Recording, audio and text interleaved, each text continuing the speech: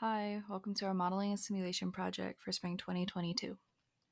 Our group focused on simulating the spread of disease in individual fruit trees with the hope of using our model to deduce the tree's optimal shape. Pruning a fruit tree is an important step in maintaining the tree's health, promoting fruit production, and rejuvenating the plant if necessary.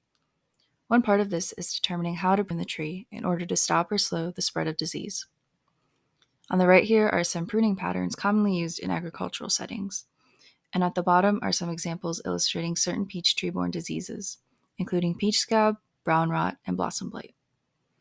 The goal of our system was to simulate the spread of one or two diseases in trees of varying shapes, then score these trees according to how effective they were at fighting the given disease.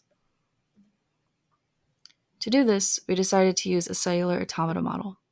We represent a tree by an n-by-n grid, with each cell containing an integer denoting the state of the cell.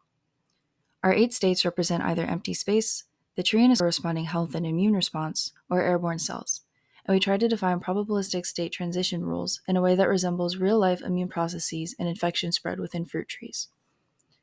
After defining our model, we created 20 trees of varying shapes, parameterized by factors such as branch length and distance between branches, then ran 3 trials of our CA implementation on each tree. For each trial, we calculated the percentage of the tree that ended up dead or infected after 100 time steps, then averaged these scores to get an overall score for the tree. So as you saw, for our simulation, we used procedurally generated trees, created with a package called genproc trees, and discretized each tree into a grid using NumPy. Each tree begins completely healthy, but disease is introduced either randomly, simulating pest-induced diseases, for example, or at the roots, a starting place for root rot. And to better visualize the evolution of a tree's health over time, we created GIFs of our changing model, one of which you can see here. Scoring trees based on the metric we defined earlier, we found that trees with orthogonal child branches tend to have higher scores. So the type of tree that you see on the left performed better than the smoother tree you see on the right.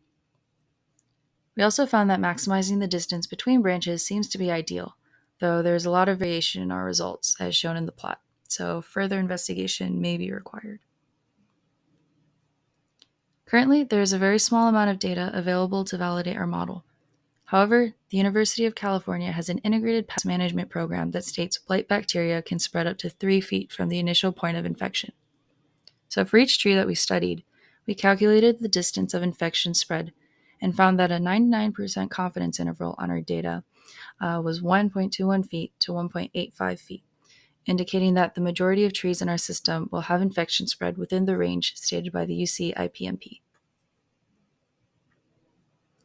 One virtue of our model is that it is easily extendable, so it would be fairly easy to simulate other more specific diseases. But these are limited since our model only includes a trunk and branches, and many diseases primarily affect the roots and leaves of a tree. So it'd probably be a good idea to add roots and leaves to our model. And finally, our scoring criteria is pretty basic, but hopefully it can be refined as more real data becomes available on root tree infection spread. And that's it for our project. Thank you.